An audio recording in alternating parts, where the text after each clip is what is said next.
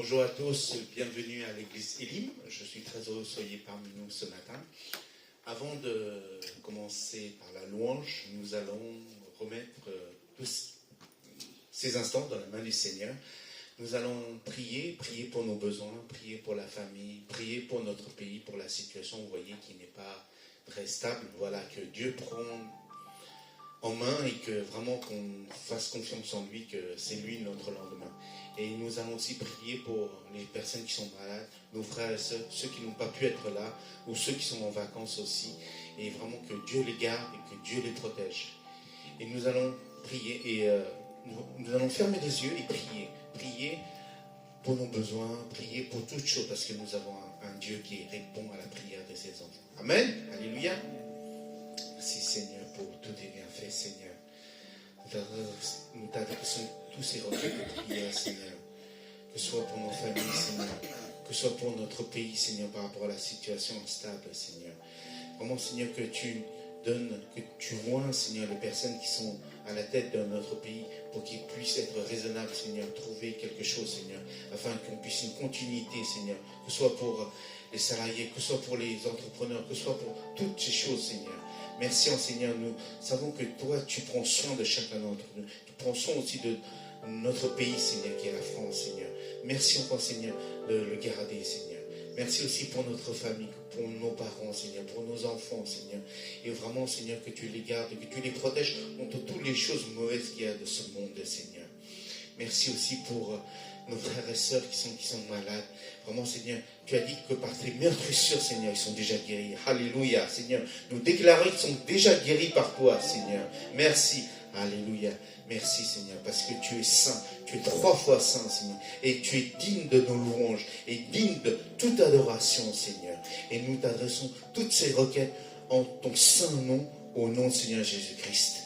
Amen. Nous allons tous nous lever pour louer notre Seigneur. Amen. Alléluia. Le premier chant, il dit Dieu est puissant. Est-ce que vous croyez que Dieu est puissant? Amen. Alléluia. Dieu est puissant.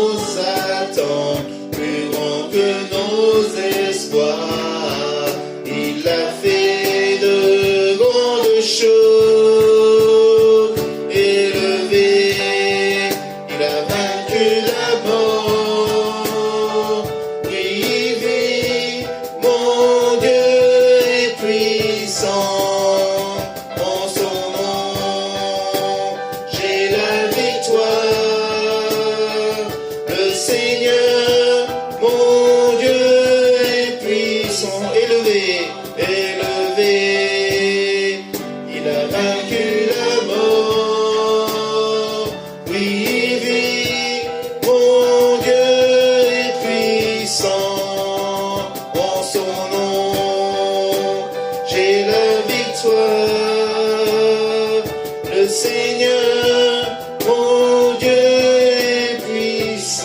Dieu est ici.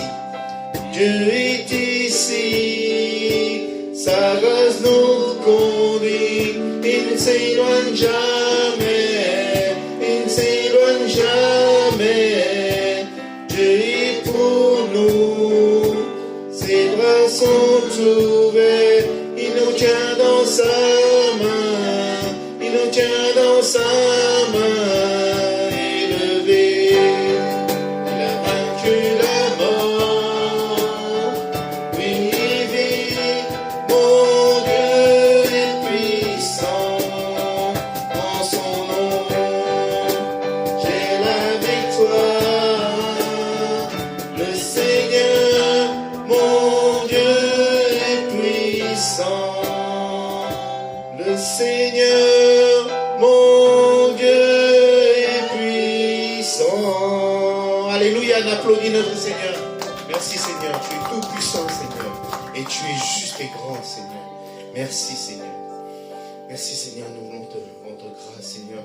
Pour toute la grâce, cette grâce infinie que tu nous donnes Seigneur. Nous ne méritons pas.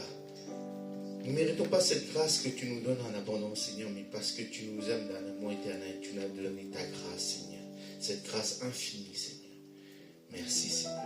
C'est par ta grâce.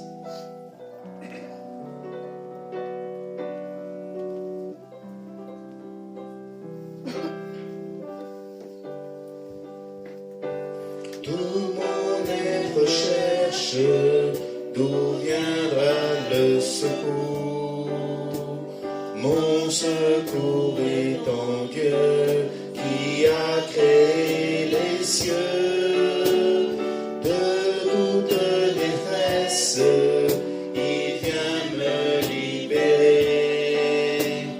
Lui, le Dieu fidèle de toute l'éternité, c'est par ta grâce que je peux m'approcher de toi. C'est par ta grâce que je suis racheté. Tu fais de moi une nouvelle création. De la mort tu m'as sauvé par ta résurrection.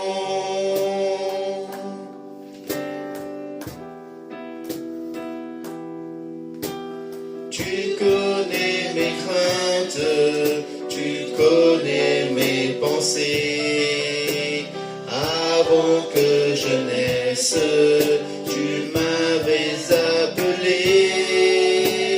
Toujours tu pardonnes d'un amour infini. Ta miséricorde est un chemin de vie. C'est par ta grâce que je peux m'approcher de toi. C'est par ta grâce que je suis racheté. Tu fais de moi une nouvelle création.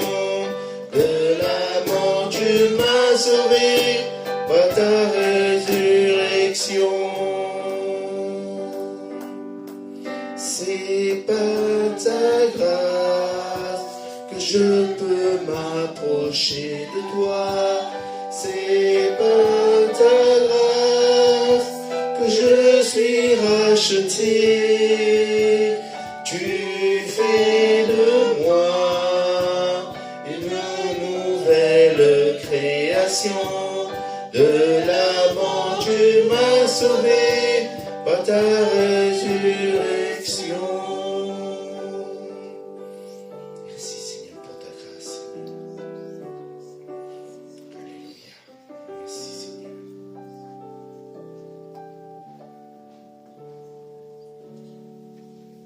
Alléluia.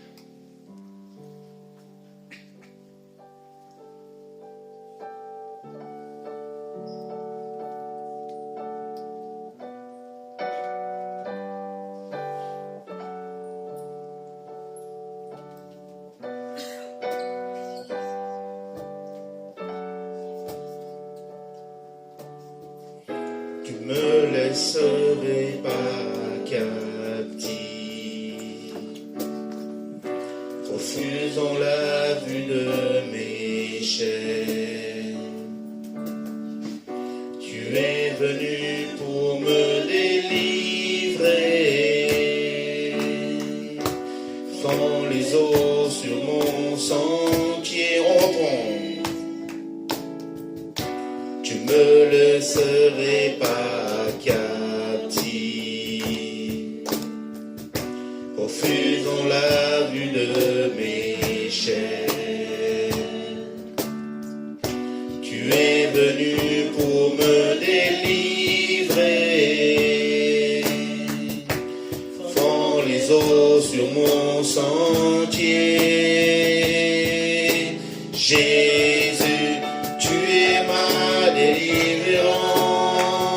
Tu vains la mort et les ténèbres. Jésus, montre-moi la liberté. Pardonne-moi,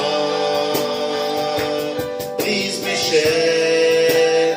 Tu es ma délivrance.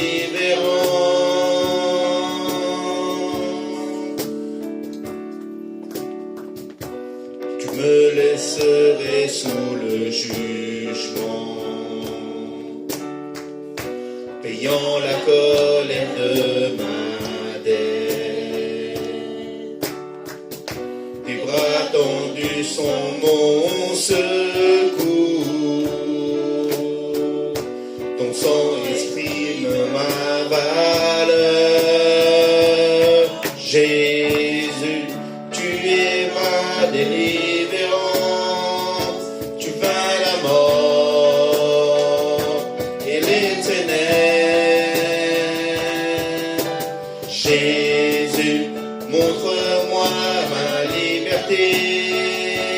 Parle-moi,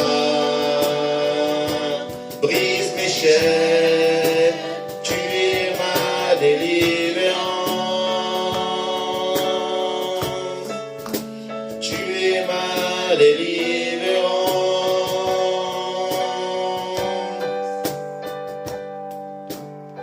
Car ton amour a vaincu l'ennemi. Car ton amour a vaincu l'ennemi. Maintenant la victoire est devant moi. Je l'ai toujours, oui pour toujours. Car ton amour a vaincu l'ennemi. Car ton amour a vaincu l'ennemi. Maintenant la victoire est devant moi. Je l'ai toujours, oui pour toujours. Car ton amour a vaincu l'ennemi. Car ton amour a vaincu l'ennemi. Maintenant la victoire est devant moi. Je l'ai toujours, oui pour toujours. Jésus, tu es ma délivrance. Tu vains la mort et les ténèbres. Jésus, montre-moi la liberté. Parle-moi, brise mes chaînes. Tu es ma délivrance. Tu es ma délivrance.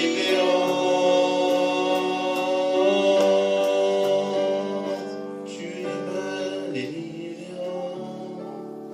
Amen, Seigneur. Nous allons louer notre Seigneur par la louange, par les chants. Maintenant, c'est le moment de louer notre Seigneur par nos offrandes. Si nous voulons obéir à sa parole, à son commandement, c'est de donner de notre temps, donner un peu de notre argent. Et vraiment, parce que tout ce qu'on a, c'est notre Seigneur qui nous a donné. Je vais demander à la personne de l'accueil de passer dans les rangs si vous avez quelque chose pour le royaume de Dieu. Et je vous demande d'interpréter le premier chant, juste le refrain. Élevé, il a vaincu la mort.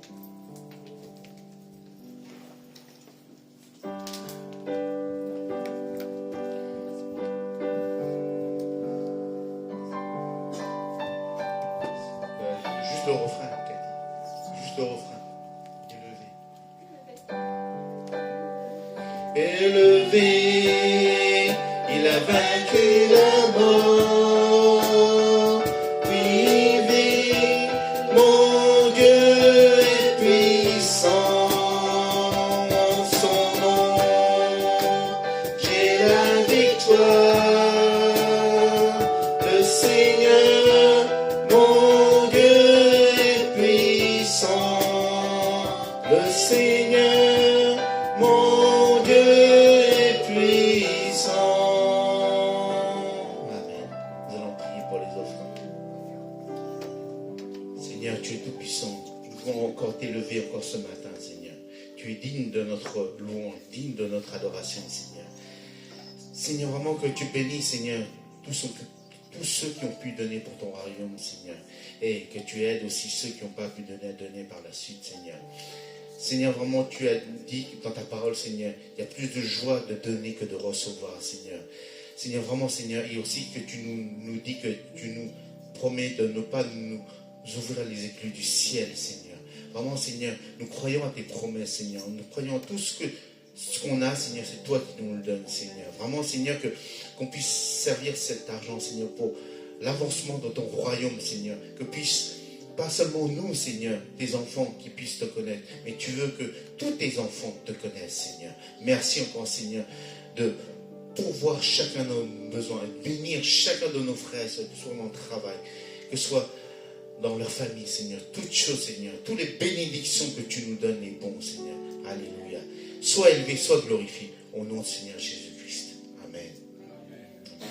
Bonjour à tous. Bienvenue à l'église Elim. Je suis très heureux de soyez parmi nous ce matin. Donc, l'église Elim, c'est une église protestante évangélique Elim. Nous sommes une église des nations. Notre devise n'a toujours pas changé. C'est aimer Dieu, aimer la famille de Dieu et servir les autres. Et nous avons quelques encore rendez-vous durant la semaine. Non. Alors, l'évangélisation, donc c'est le premier et le troisième de chaque dimanche. Non. Le premier et le troisième dimanche de chaque mois, pardon. Après le culte, à 12h30. Donc ceux qui veulent y participer, ceux qui ont un cœur pour l'évangélisation, vous pouvez soit faire part à Pasteur Cathy, soit au frère Dieudonné. Donc voilà, si vous êtes intéressé, si vous voulez participer. Et en plus, dans Matthieu, vous vous souvenez, allez, faites de toutes les nations des disciples en baptisant-les au nom du Père, du Fils et du Saint-Esprit. Voilà. Donc, il y a encore d'autres annonces. Ah oui, nous avons aussi le parcours des disciples à la fin du culte. C'est-à-dire, le parcours des disciples, c'est tous les deuxième et quatrième dimanche de chaque mois. Donc, en ce moment, vous savez, on a commencé le livre de Marc. Donc, aujourd'hui, après le culte, nous allons étudier le chapitre 2 de Marc. Donc, ceux qui sont dans les groupes déjà prédéfinis. Ceux qui n'ont pas de groupe, vous pouvez voir Pasteur Cathy ou d'autres leaders pour, si vous voulez intégrer un groupe, voilà, pour étudier la parole de Dieu. Et aujourd'hui, nous allons étudier Marc chapitre 2 et vraiment connaître l'identité, la personnalité de notre Seigneur Jésus à travers Marc. Oui, j'ai oublié de préciser, vous avez aussi, Pasteur Cathy a mis des podcasts concernant des commentaires voilà, sur le livre de Marc, donc pour vous aider à mieux comprendre. Alors, la convention UAPM de jeunes à Évry-Courcouronnes.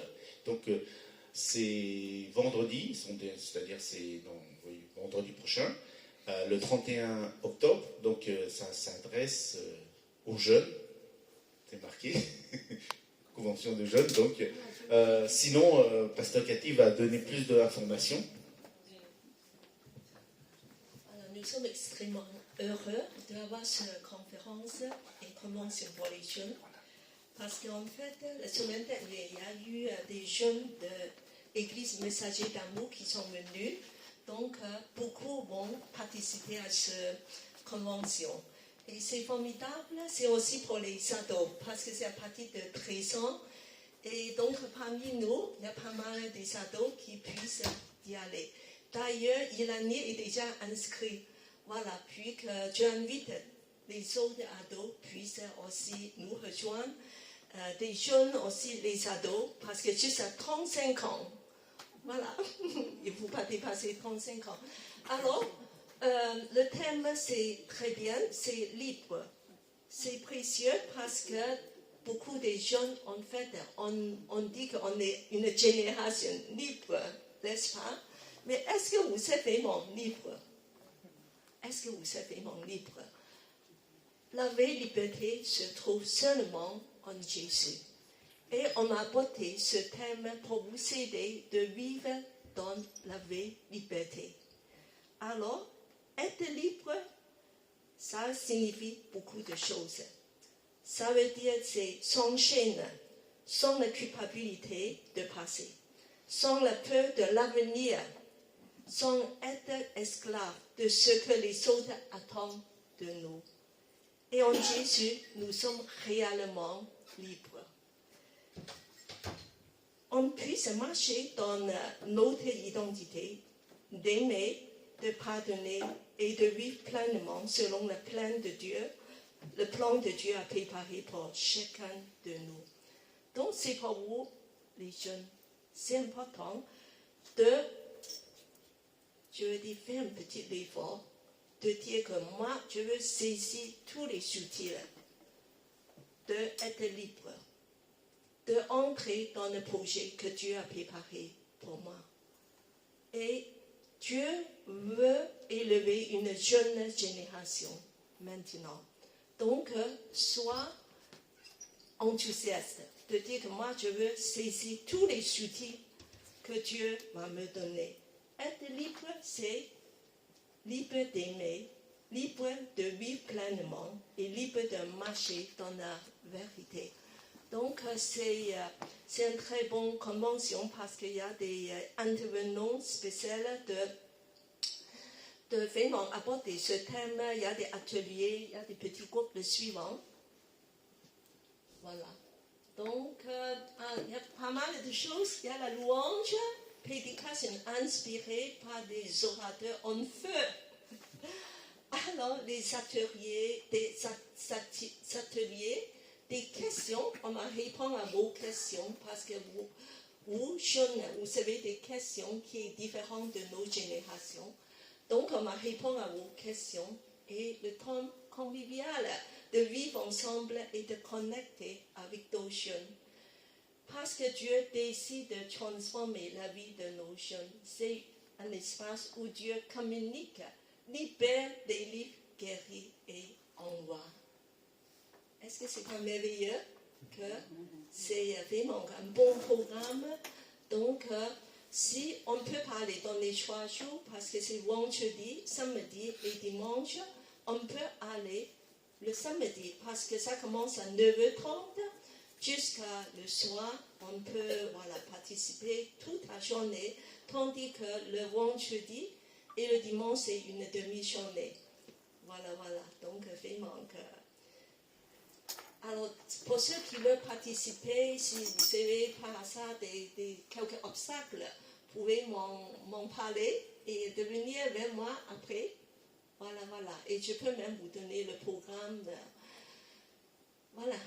Et après, on a prié pour vous. Aujourd'hui, nous avons des ados, des enfants parmi nous. Merci Seigneur. Merci pour que vous êtes très précieux pour nous. Alors, donc, après 5 minutes, je te continue. Je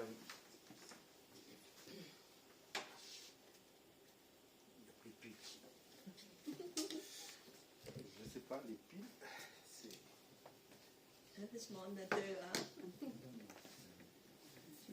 Les piles consomment très vite, j'ai l'impression.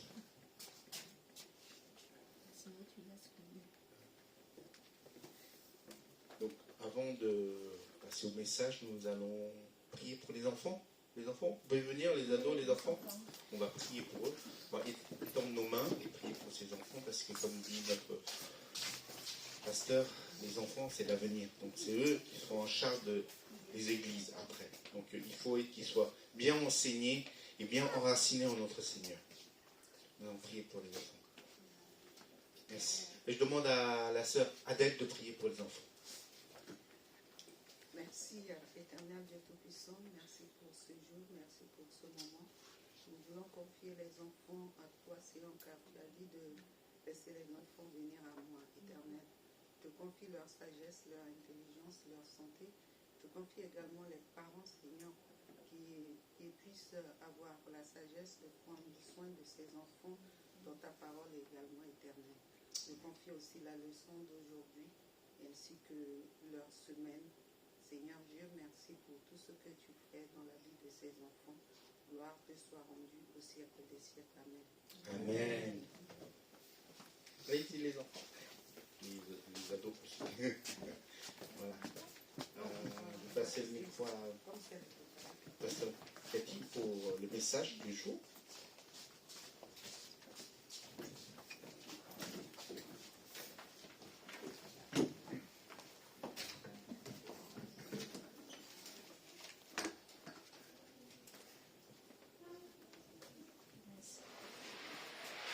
Je voulais saluer tout le monde, voilà, surtout Maggie, qui, parce que vraiment elle a des problèmes des jambes, mais elle fait vraiment un effort de venir. Et même Anne-Sophie, c'est pareil, moi, vraiment que je dis, c'est merveilleux, Dieu vous donne le courage et cette persévérance de vouloir rejoindre la maison de Dieu, de le louer. Alors ce matin, voilà, je suis très contente de voir Sylvine avec son mari. Est-ce que vous voulez dire un petit mot? Et voilà, monsieur, c'est la première fois que vous êtes venu. Sylvine, c'est la deuxième fois. On aimerait faire vos connaissances. Donc, moi, je m'appelle Roderich, je viens d'Allemagne. Et on vit en France depuis 35 ans. Hein. Ouais. Voilà. Et donc, je viens pour la première fois. Sylvine est déjà venue, vous la connaissez. Donc, c'est pour la première fois, vous voir. Je suis très, très heureux d'être parmi vous. Je suis moi-même dans une petite église un peu plus grande qu'ici, dans l'ouest parisien, dans les Yvelines. On a aussi des enfants comme vous. Voilà, on fonctionne un peu différemment, on n'a pas de pasteur, et c'est plutôt collégial. Voilà, donc, mais je suis très heureux de voir un petit peu comment vous êtes. Celui m'en a parlé beaucoup de vous. Et, Amen. Voilà, donc, il y a des gens qui pensent. C'est l'occasion d'établir des liens. Et on prie pour vous. Moi, je dis.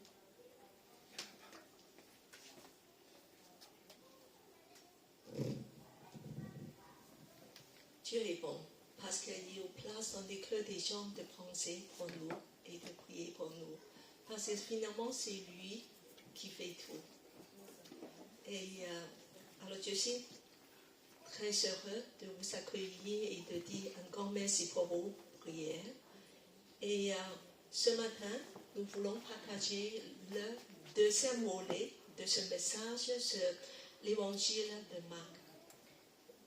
Alors, la dernière fois, on a exploré une chose voilà, qui est très importante. En fait, il n'y a que seulement deux thèmes dans l'évangile de Marc. La dernière fois, c'est quoi? Un peu une petite révision. On a parlé de quoi? Oh, on a tous oublié. On a parlé de l'identité de Jésus, n'est-ce pas? Alors, qui peut me donner deux identités de Jésus? Deux identités. Ça commence avec Marc, verset 1. Chapitre 1, verset 1.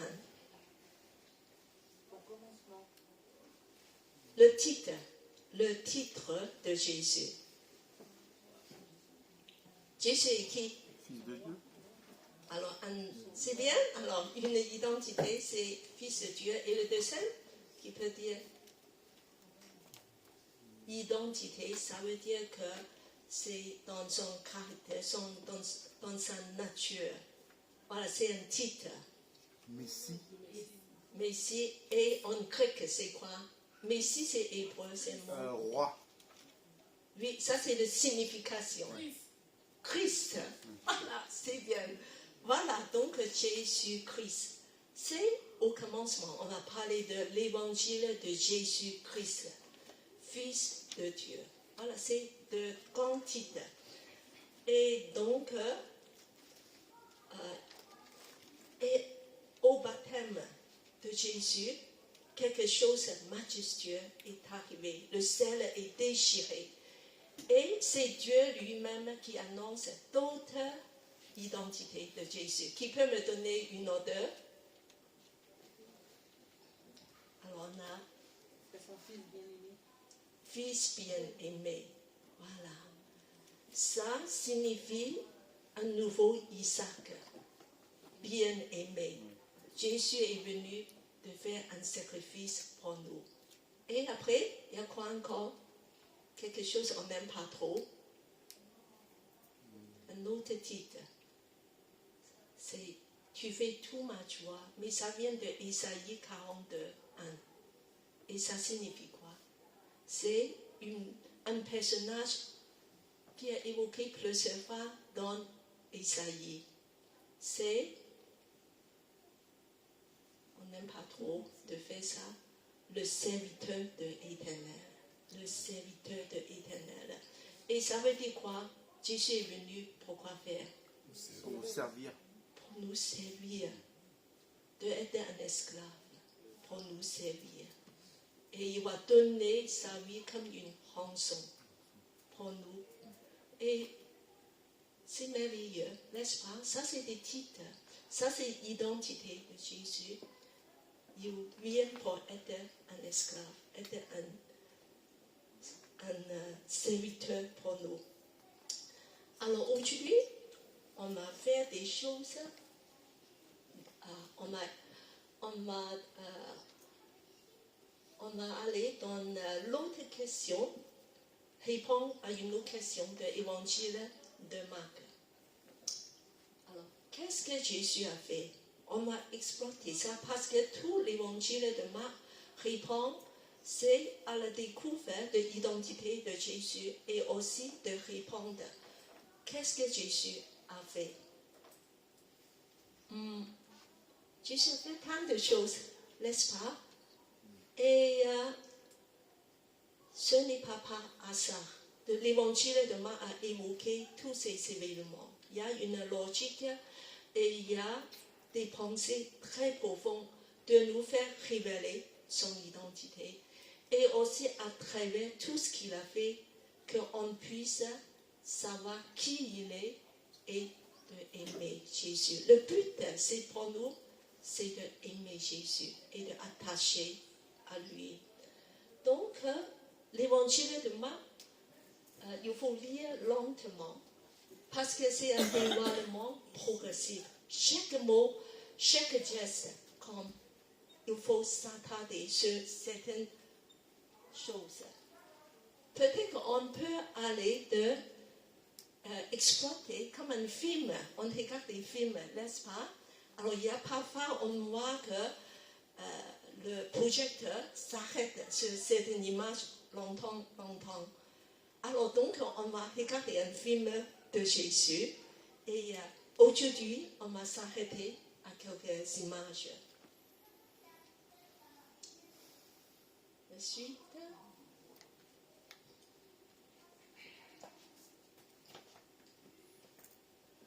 alors,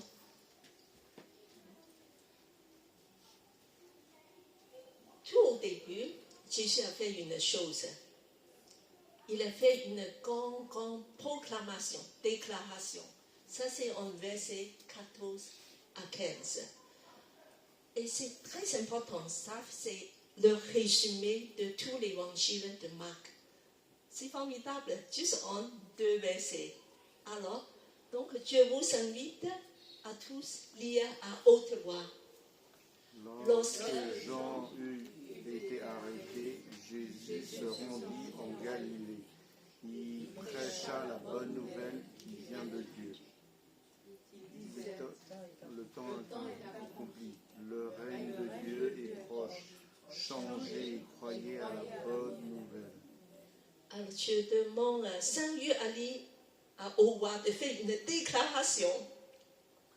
Le tout? Le tout. Ok. D'accord, alors le 15. Le Le 15, 15, ok. c'est comme une déclaration de Jésus. Allez, vas-y. Il disait, le temps est accompli, le règne de Dieu est proche. Changez et croyez à la bonne nouvelle. Amen. C'est un petit peu comme le président Macron. Il dit, ce soir, je vais vous parler. Voilà, attentif, sois attentif. Donc, dans les deux versets, ça résume tout le ministère de Jésus. Alors, premièrement, on va voir, c'est un moment précis. C'est quand Jean-Baptiste a été arrêté. C'est là que Jésus commence son ministère en public. Et puis que ça ne se passe plus dans le désert, ni dans le Jordan, mais en Galilée, un endroit avec lac et vert, il y a beaucoup de pelouse. Et puis que on a regardé très lentement, voilà, c'est qu'il y a eu péché, la bonne nouvelle qui vient de Dieu. La suivante. Bonne nouvelle, une proclamation de bonne nouvelle. Alors, donnez-moi quelques exemples de bonnes nouvelles. Pour vous, alors, Audrey, quelle est la meilleure nouvelle dans ta vie que tu as eue? Oui, bonnes nouvelles, on va parler, on va partager un peu de bonnes nouvelles. Être enfant de Dieu, c'est bien. Je pense pour beaucoup des femmes, c'est aussi la naissance des enfants, n'est-ce pas? C'est un moment de grand bonheur. Moi, je m'en souviens, à la suite de l'annonce de la fin de Covid. Voilà, c'est encore, on se souvient, c'est quand même une très bonne nouvelle, n'est-ce pas? Plus de masques, et on peut circuler librement, voyager, de monter dans les avions sans voilà, donner des tests. Et c'est des bonnes nouvelles. Mais là, et alors, Jésus on va regarder mot à mot, voilà, péché. Qu'est-ce que ça veut dire ce mot? C'est de faire une prédication, comme moi je fais maintenant. Et en fait, ça veut dire proclamer solennellement. Proclamer. Alors, c'est une action de proclamer quelque chose de très important. Et bonne nouvelle, en grec, ça veut dire l'évangile.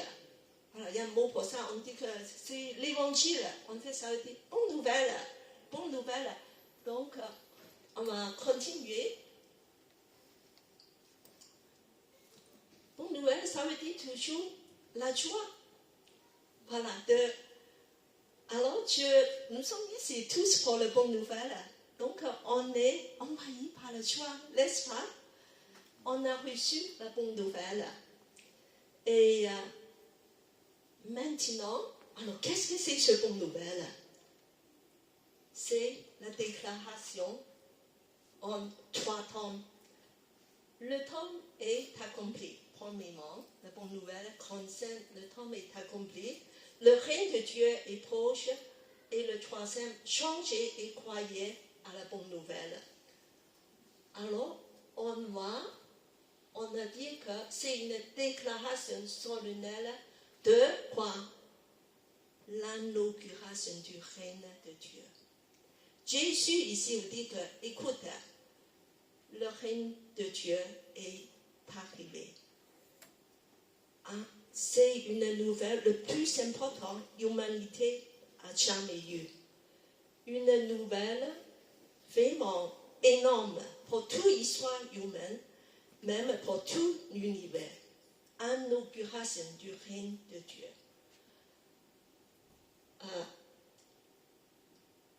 Inauguration de quelque chose. Ça te fait pas souvenir des Jeux olympiques? Waouh!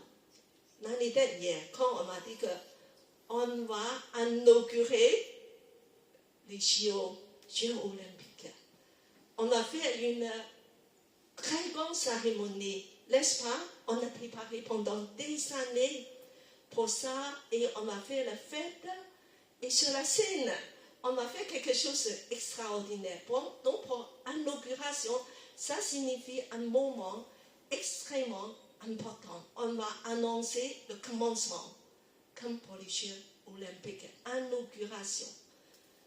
Et c'est la plus grande nouvelle que l'univers, l'humanité et même toute la création a jamais puisse connaître. Alors, la suivante. Et donc, il faut être attentif de savoir. Alors, premièrement, on dit le temps est accompli. Le temps est accompli. Jésus lui-même annonce cette bonne nouvelle de dire que moi, je proclame moi-même cette grande nouvelle. Je suis aussi là, le proclamateur pour cette grande nouvelle. Et le temps est accompli. Ça veut dire quoi? Un moment décisif dans l'histoire est arrivé. C'est une ère nouvelle qui est arrivée. Parce que le plan de Dieu depuis toute éternité est accompli.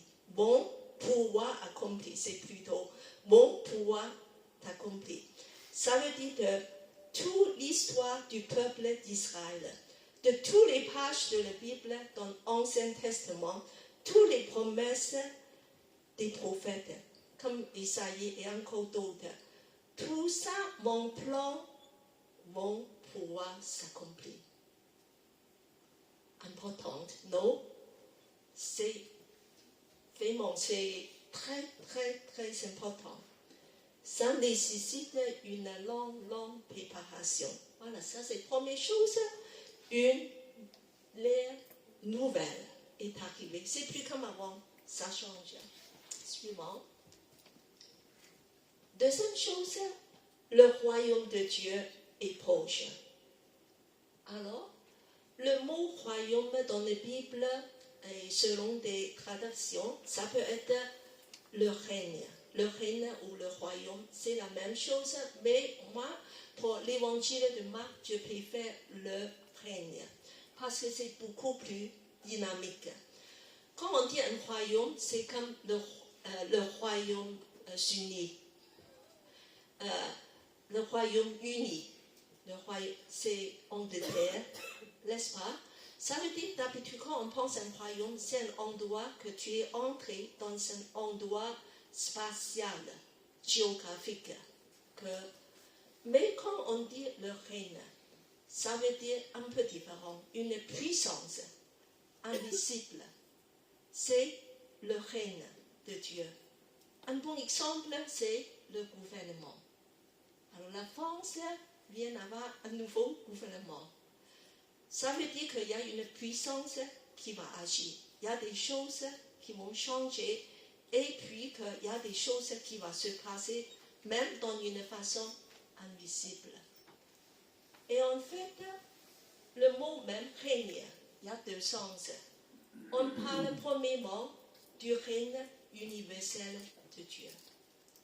C'est le règne de Dieu que tout le monde, tout l'univers est soumis, même si tu ne veux pas, parce que Dieu est souverain pour toutes choses.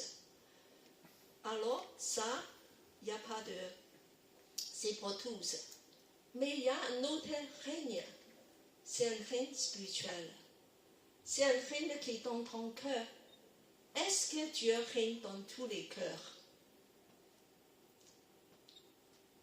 Non, je dirais non. Donc, le règne de Dieu n'est pas encore arrivé à tous. Donc, c'est aujourd'hui, on m'a parlé de ce règne spirituel. Et même, je dirais qu'il y a le règne glorieux dans le futur où Dieu va réunir les deux. Aura le nouveau ciel et la nouvelle terre. Ça va réunir aspect physique et aussi spirituel. Aura un royaume messianique, physique sur terre, et aussi il y a un royaume glorieux où Dieu habite spirituel, le nouvel Jérusalem qui va descendre sur la terre. Donc, on a, ça c'est dans le futur. Mais en ce moment, on m'a parlé de ce règne spirituel. Alors, l'évangile de Marc dit que le règne de Dieu est proche. Et proche, ça veut dire quoi? On dit que, voilà, c'est presque. Non, mais c'est pas dans ce sens-là. Il a dit qu'il est déjà là. Parce qu'on peut le toucher. Pourquoi? Parce que Jésus est là. Si tu peux, les gens peuvent toucher Jésus comme Dieu touche. Il a dit, Dieu touche, elle est bien là avec nous. Quand Jésus est là, quand Dieu va régner à travers la personne de Jésus. On peut toucher ce royaume et Dieu règne. Dieu a déchiré le ciel pour venir dans la personne de Jésus pour se manifester, pour régner. Donc le règne de Dieu est déjà là. C'est pour ça que Jésus dit, aujourd'hui, je vous déclare, dans ma présence, quand je suis là, inauguration du règne de Dieu, c'est maintenant, c'est ici. Donc c'est très important, c'est tellement extraordinaire cette déclaration, parce que ça va bouleverser tout l'univers. Ça va bouleverser toute l'histoire humaine. On continue. Alors, le troisième, attention, Jésus dit que moi j'ai inauguré le royaume de Dieu, mais je vous invite d'entrer dedans. Il y a un choix à faire. Et Jésus dit qu'il y a deux clés pour entrer dans le règne de Dieu. C'est que tout le monde, il faut faire un choix. Même des jeunes, vous allez faire un choix. Est-ce que tu veux entrer dedans ou pas? Ces deux clés, alors quelles sont les deux clés de ça? Alors, c'est la repentance et la foi. Ça, c'est une traduction, la repentance. La repentance, en fait, ça veut dire de changer d'attitude, de changer radicalement d'attitude. Alors, je donne un exemple très très simple. C'est comme que, alors vous roulez dans les voitures. Aujourd'hui, Sylvine est venue dans une voiture électrique. Voilà, donc il faut trouver des bornes. Voilà, ça c'est nouveau. Et en fait, nous, chacun de nous, c'est comme qu'on est en train de conduire sur une autoroute. Et puis que, d'un coup, tu dis que, oh mince, je suis dans la mauvaise direction. Alors, que faire? Que faire? Alors, tu regrettes, tu dis que je n'ai pas bien regardé les panneaux, c'est catastrophique. Maintenant, il faut que je roule encore 20 km avant de trouver une sortie. Et alors, ce n'est pas la peine de se regretter, parce que l'essentiel, c'est de dire que moi, je vais faire demi-tour. Je vais changer. Tu as beau à pleurer, de dire que je regrette, la vie ne me convient pas, j'ai fait des bêtises.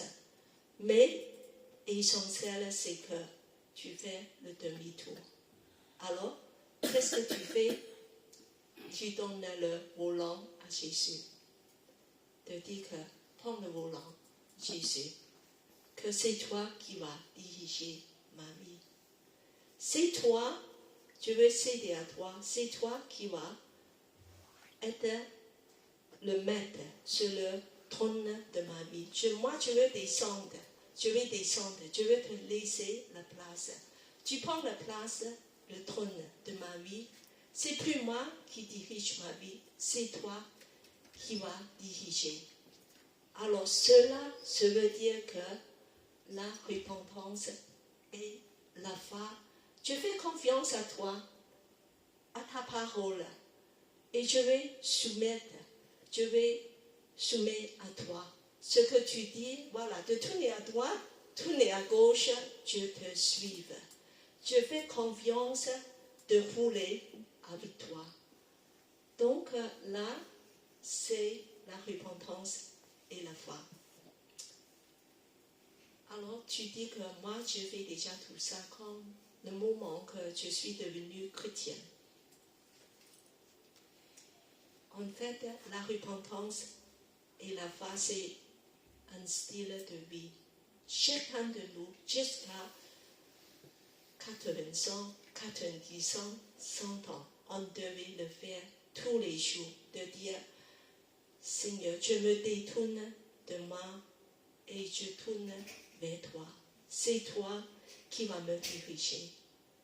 C'est tous les jours, on apprend de laisser Jésus diriger nos vies et de lui faire confiance.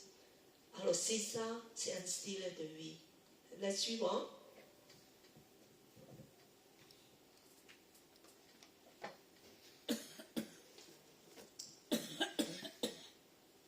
Donc, on a déjà dit que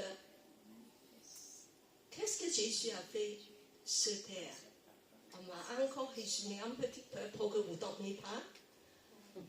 Alors,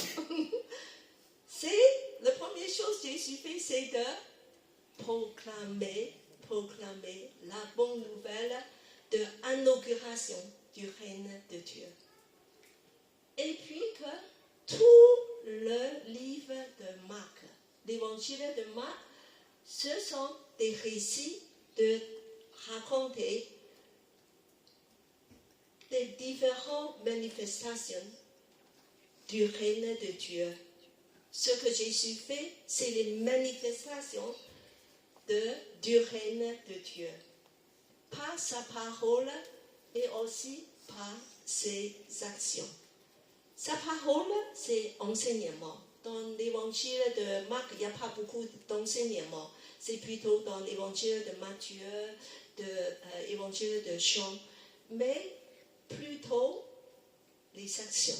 Les actions. Ce que Jésus fait manifeste le règne de Dieu par tout ce qu'il fait. Et comme on dit action, ça veut dire aussi réaction. L'évangile de Marc nous montre des différentes réactions des gens.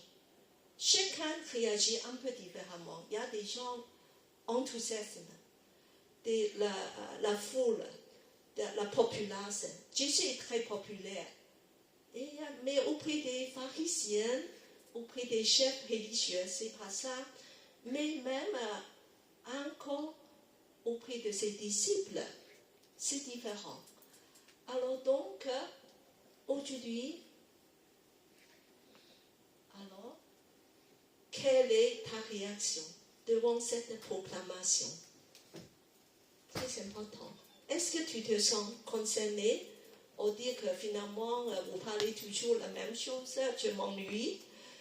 Et est-ce que la parole de Jésus touche ton cœur de dire, il faut que je réagisse, il faut que j'ai des choses parce que ça parle à mon cœur. Alors, le suivant. La première réaction, je dirais que c'est la joie. La joie, n'est-ce pas? Nous sommes dans son royaume. Nous sommes sous le règne de Jésus. Est-ce que vous êtes contents? Oui. Il me semble pas vraiment là.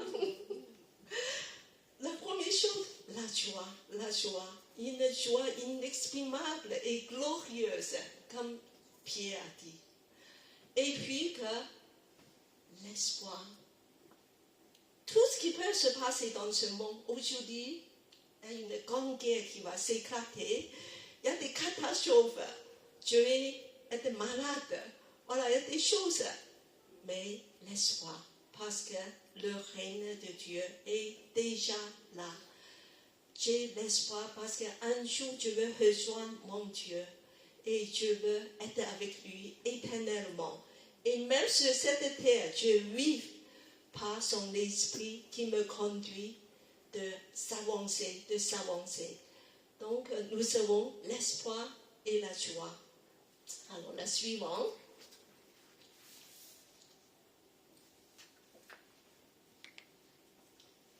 aujourd'hui, on a fait un petit film, on va se promener avec Jésus.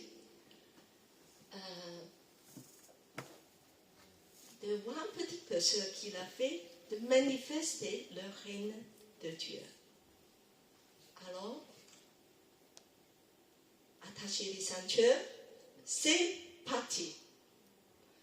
C'est un petit peu comme on annonce le commencement des Jeux olympiques. Voilà, c'est maintenant. On commence. Alors, on attend des grandes choses. On a fait, qu'est-ce que voilà, feux d'artifice. Voilà, il y a des surprises. Rien de tout ça. Qu'est-ce que Jésus a fait? Il a appelé des disciples. Mais c'est très significatif parce que ça veut dire que nous sommes très importants.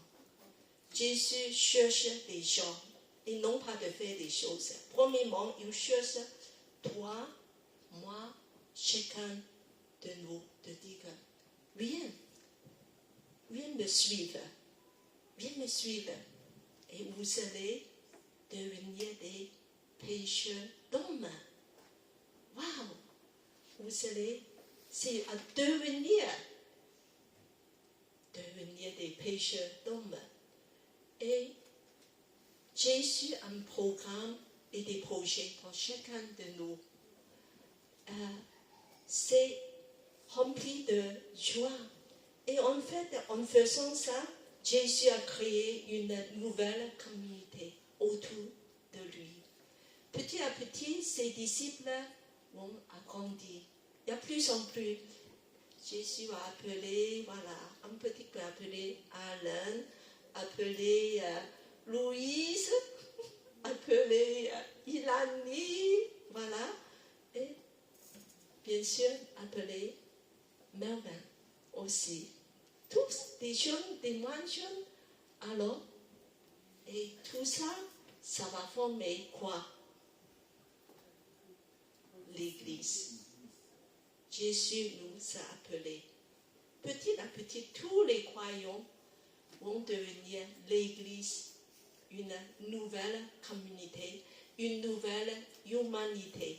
Comme ça, c'est démontré en évangile pas évangile, Épître d'Éphésiens. On a étudié l'année dernière. C'est une nouvelle humanité qui est en route. Et bien que, alors, pour nous, il faut avoir des réactions. Quelle est ton réaction?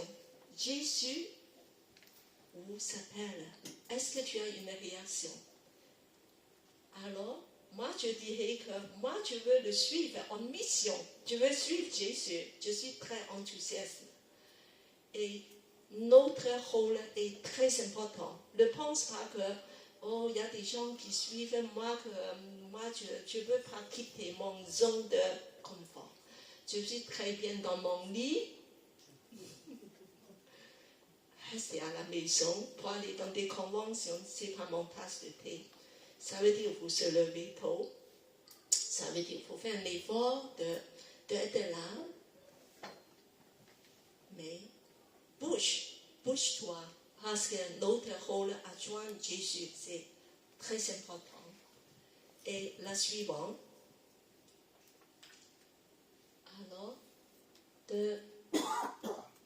maintenant, on va faire quelque chose un peu différent.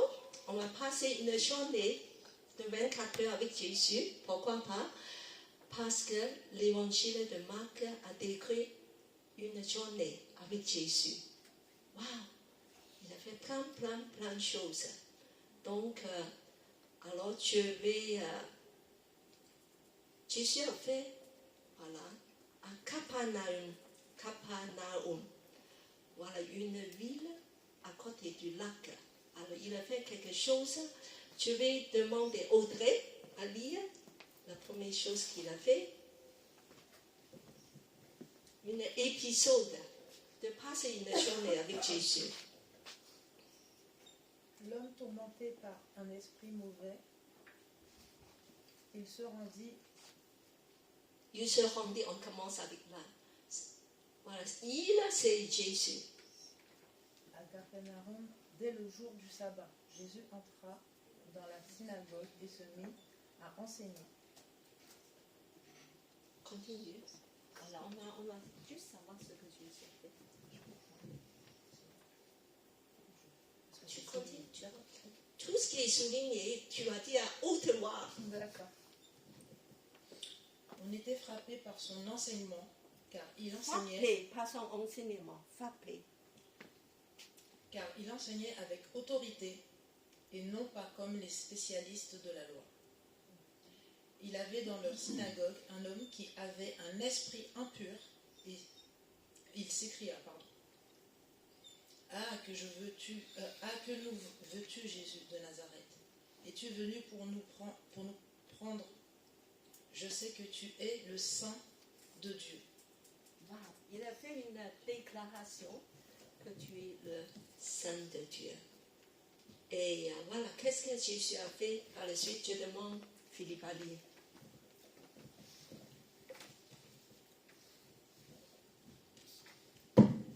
Ici, 25. Jésus le menaça en disant « Tais-toi et sors de cet homme.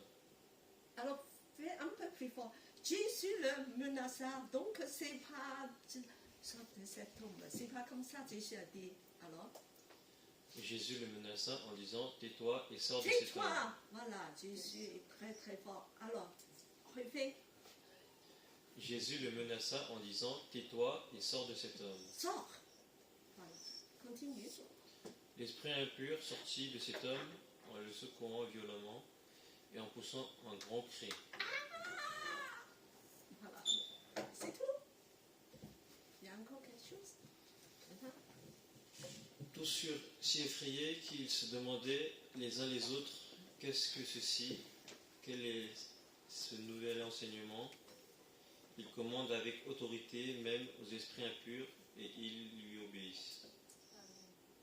Et sa réputation gagna aussitôt toute la région de la Galilée. Alors,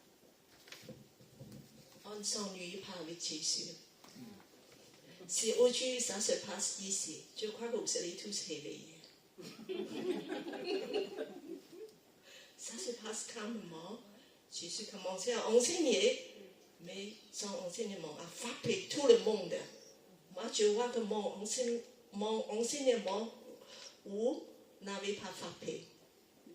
Mais quand il écoute Jésus, c'est autre chose. Les gens commencent à réveiller, de dire « Waouh, quel enseignement !» Jésus enseigne avec autorité.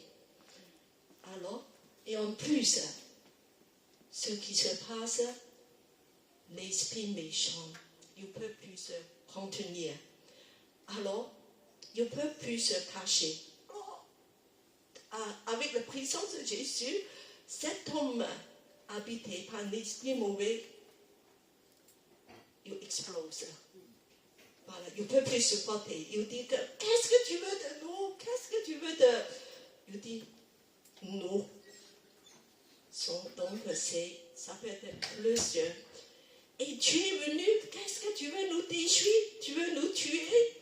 Et en plus, il a déclaré une identité de Jésus. Et toi, tu es le Saint de Dieu. Je sais qui tu es, le Saint de Dieu. Alors, Jésus lui fait taire. Il dit, tais-toi et sors de cet homme. Et puis que ce qui se passe après, c'est violent. C'est un signe violent que cette personne, l'esprit sorti de cet homme, en secouant violemment. La personne fait vraiment que tremble de partout, même de secouer partout, et il pousse un grand cri. Tu vois que quand Jésus est là, il y a des choses qui se passent. Heureusement, moi je dis peut-être pas heureusement, toutes les réunions ne passent pas comme ça. Peut-être c'est bien que si ça se passe plus souvent comme ça, c'est aussi bien parce que Jésus manifeste son autorité et sa puissance. Alors, moi je sais que vous, peut-être que vous n'êtes pas très conscient, nous sommes dans des combats spirituels. Nous sommes, quand le royaume de Dieu est inauguré, il y a un combat spirituel qui se manifeste. Parce qu'il y a deux royaumes qui s'est opposés et surtout, il veut te prendre, chacun de nous. Il veut te prendre dans son côté. C'est important d'être consciente de ça. Tu sais, aujourd'hui, tu dis que moi, je suis déjà entré dans le règne de Dieu. Je suis en sécurité. Eh bien, que l'esprit méchant a encore essayé de te récupérer. Alors, il faut se battre pour vous-même. Je dis, se battre pour ta famille, tes enfants, pour toi-même, pour tes parents, pour ton entourage. Il y a un combat spirituel. Jésus a expliqué plus tard dans, je crois, chapitre 3, peut-être, c'est lui qui fait lier l'homme fort. Et pour pouvoir récupérer tous les buts. Donc, il y a un combat spirituel. En fait, l'identité sainte de Dieu, qu'est-ce que ça signifie? Ça signifie, qu'est-ce que ça signifie? C'est plus qu'une perfection de morale. Ça veut dire que Jésus est Dieu lui-même. C'est une essence, la sainteté, c'est un des natures, attributs de Dieu, l'essence de Dieu. Quand dans beaucoup des chants, tu te souviens, on chante des chants, tu es saint, trois fois saint, n'est-ce pas? On évoque qui? On invoque Dieu. Et les anges acclament, tu es saint, l'univers proclame, tu es saint. On chante pour qui? Dieu. On adore Dieu parce que tu es saint. On dit que, quand tu dis que tu es saint, c'est que Dieu est transcendant, Dieu est au-dessus de tout, on évoque Dieu lui-même. Donc, l'identité de Jésus est révélée par la bouche de l'esprit impur même. On a découvert plus de l'identité de Jésus. Jésus est Dieu. Il est saint. Il est saint. Ça veut dire aussi beaucoup de choses. Ça veut dire qu'il nous délivre de tout ce qui est impur.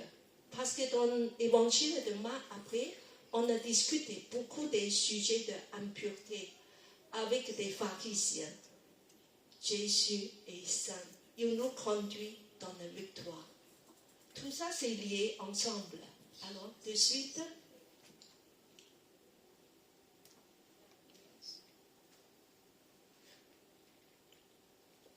alors, on va continuer de promener avec Jésus. Après, Jésus est sorti du synagogue.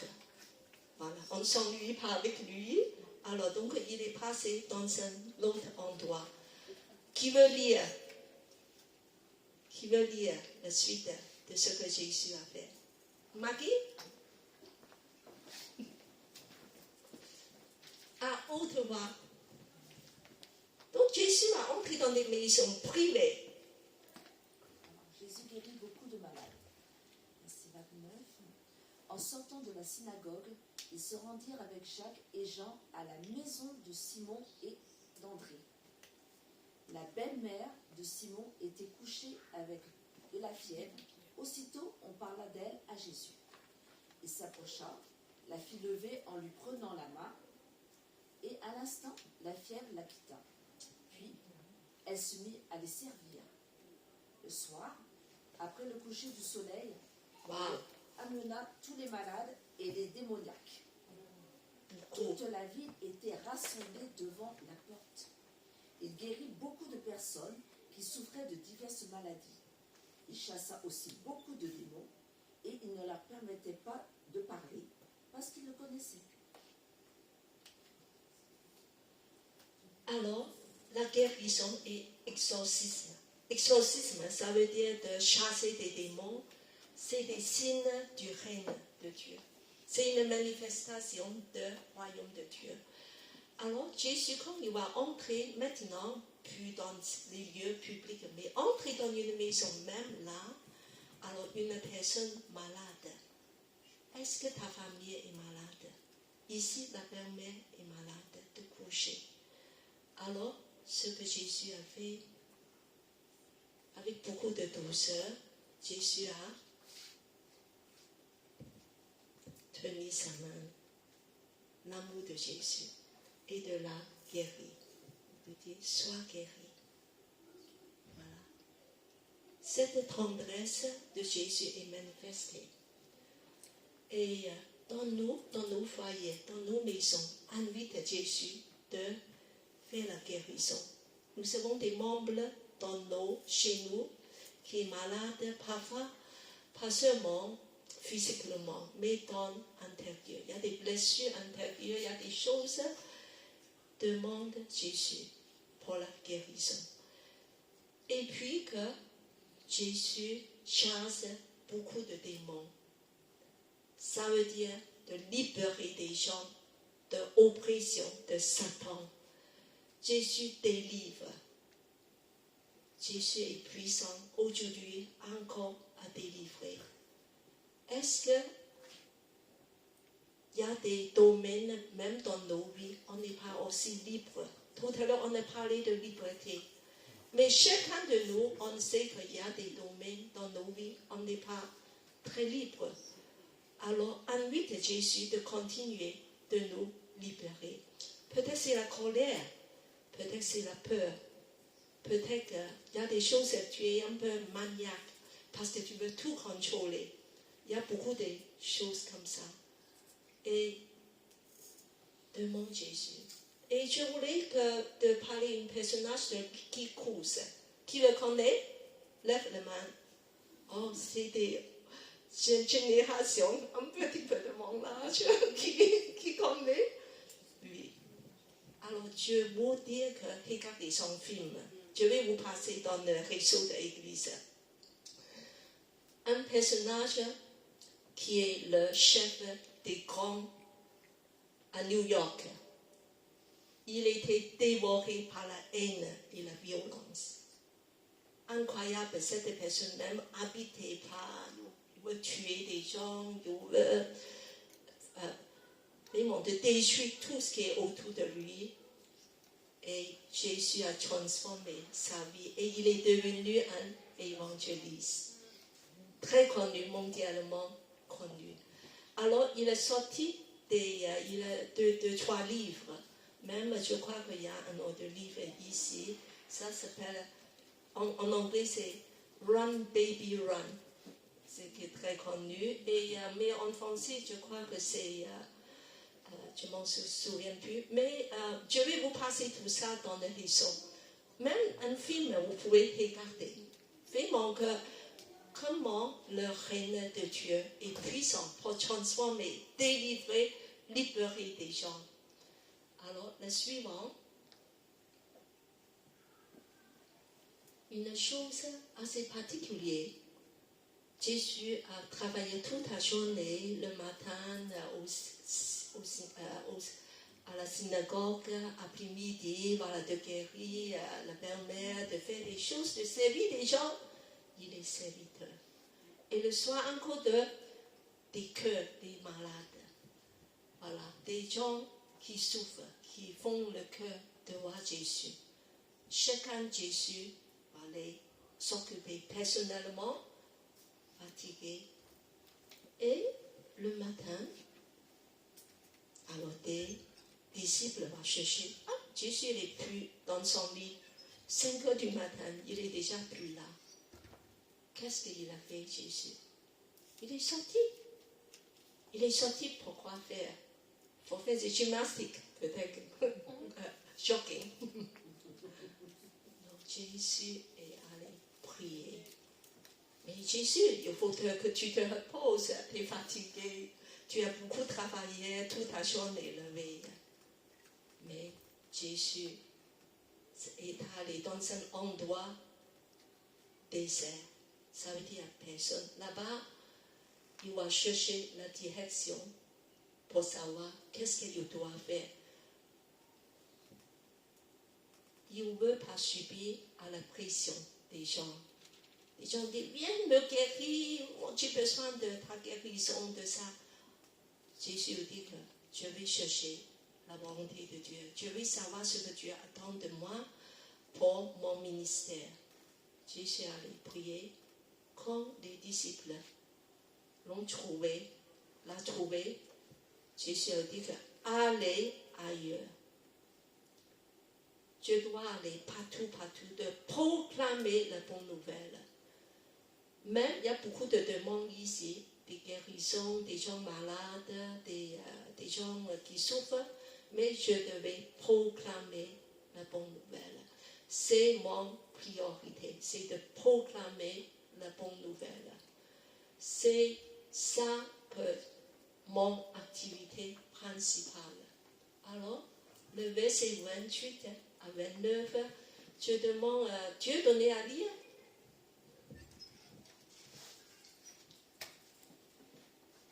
Il leur répondit, allons ailleurs, c'est ça, dans les villages voisins, afin que j'y prêche aussi, car c'est pour cela que je suis sorti. Ils prêchaient dans leur synagogue par toute la Galilée et chassaient les démons. Amen. Alors, tu vois qu'il y a deux mots répétés. Il faut que j'y prêche. Et verset 39, il prêcha.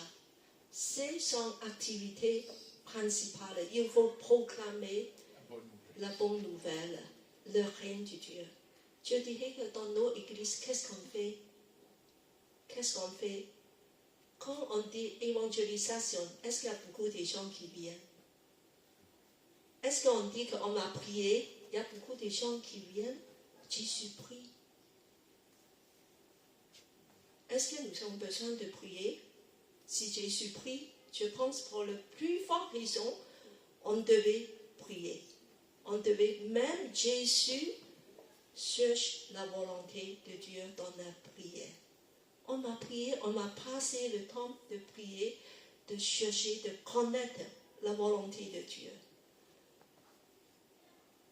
Tout cela nous emmène de ce que Jésus fait, on devait suivre, de faire prier, proclamer l'évangile.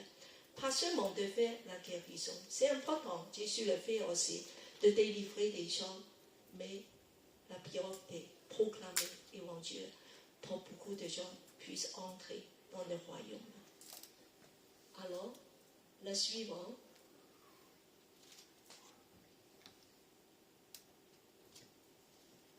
Alors, un petit résumé. La première chose, Jésus a fait, on dit qu'on cherche de savoir ce que Jésus a fait, c'est de proclamer la bonne nouvelle. Deuxième, il fait aussi la guérison et la délivrance. Mais la guérison et la délivrance, en fait, c'est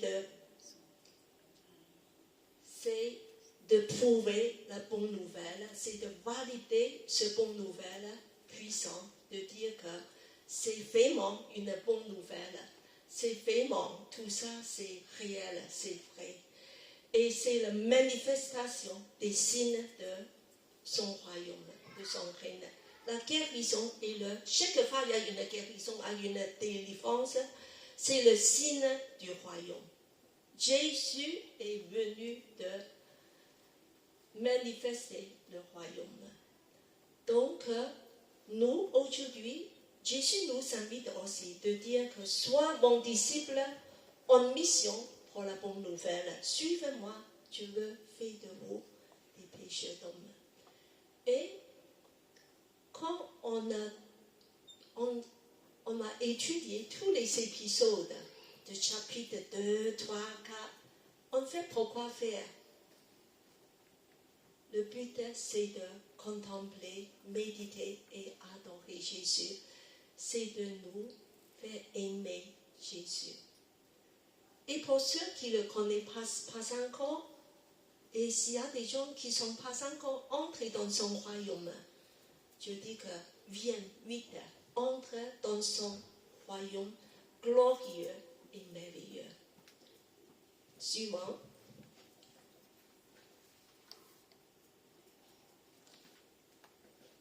Alors, dernière fois, pour chaque identité de Jésus, on a fait une proclamation, de la transformer en proclamation au Dieu de dire que ah, c'est dans ma tête, je le sais, je mémorise. Non, on va proclamer, Alors, depuis la dernière fois, qui a fait proclamer des identités de Jésus à la maison? Lève la main. Personne. C'est vrai, Anne-Sylvia, et tu as donné aussi. Tu fais même tous les jours de proclamer. Mais je dis que proclamer l'identité de Jésus, pas seulement de dire que Jésus, tu me guéris, tu es le grand médecin, ça c'est bien. Mais est-ce qu'on proclame encore beaucoup d'identités, toutes les identités de Jésus? Et tout ça, ça va être passé dans le réseau. Vous allez retrouver tout ça enseignement aujourd'hui dans le réseau. Et on va encore le proclamer. Alors, j'ai imprimé quelques-uns. La dernière fois, je l'ai déjà donné. Aujourd'hui, j'ai acheté le numéro 7. Une nouvelle identité de Jésus. Tu es le Saint. Alors, qui veut une fiche pour pouvoir proclamer à la maison? Alors, tu as distribué, Inani, tu as distribué aux gens pour voir qui le veut. Alors, on va diviser en deux parties. Alors, ici, on va commencer avec ici, et après, l'autre côté. Alors, le 1, 2, 3, 4, 5, 6, 7. On va commencer avec le 1. On va juste proclamer. Voilà. Tu es Christ. Christ, ça veut dire Messie et roi. Nous proclamons ton règne. Ça veut dire quand Jésus est roi, il faut proclamer son règne. Alors on va répéter 1, 2, 3. Tu es Christ. Messie et roi. Nous proclamons ton règne. Plus fort encore. Tu es le Christ, Messie et roi. Nous proclamons ton règne. Numéro 2. Tu es le Fils divin. Tu es Dieu au-dessus de tout, je t'adore. On a dit le Fils de Dieu, ça veut dire Dieu. Lui-même, c'est le Dieu au-dessus de tout. Il faut adorer Jésus. Alors, numéro 3. Merci pour la venue du Saint-Esprit. Souffle encore. Ça, c'est Jean-Baptiste qui a proclamé ça. Il dit que après moi va venir une personne plus forte, plus puissante que moi. Il va vous remplir de Saint-Esprit. Donc, nous proclamons que Jésus va nous remplir de Saint-Esprit. Saint-Esprit est déjà venu. Alors, encore une fois, merci pour la venue du Saint-Esprit. Souffle encore. Souffle encore. Alors, numéro 4. Tu es le roi avec autorité pour régner sur le trône de mon cœur. Amen. Que quand on dit le roi, ça c'est au baptême de Jésus. Tu es le Fils qui a cité Ésaïe, voilà. Donc qui a cité Psaume 2. Tu es le Fils et aujourd'hui tu es mon Fils. Ça veut dire tu es le roi. C'est intronisation, inauguration de son règne. Tu es le roi. Alors on va proclamer encore 4. Tu es le roi avec autorité pour régner sur le trône de mon cœur. 5. Tu es le Fils bien-aimé, Fils bien-aimé, offert comme sacrifice pour moi, je t'aime. C'est Dieu qui a déclaré, tu es le Fils aimé, bien-aimé. Sacrifice nouveau Isaac. Alors, 6. Tu es le serviteur de l'Éternel, tu as donné ta vie volontairement comme un rançon. Serviteur de Dieu, tu fais tout ma joie. Alors, 7, le dernier. Jésus, tu es le Saint, le Dieu divin, le majestueux, je t'exalte. Très bien. Alors, on va tous terminer ensemble le numéro 1. Tu es le Christ, Messie et roi. Nous proclamons ton règne. Alléluia. Voilà.